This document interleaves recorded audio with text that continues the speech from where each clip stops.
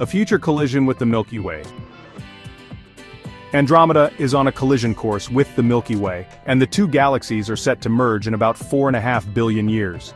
Traveling toward us at an astonishing speed of 110 kilometers per second, this cosmic event is inevitable and will reshape the local universe as we know it. When Andromeda and the Milky Way collide, their gravitational forces will interact, triggering a spectacular dance of stars and gas clouds. Despite the apparent violence, individual stars within both galaxies are unlikely to collide due to the vast distances between them.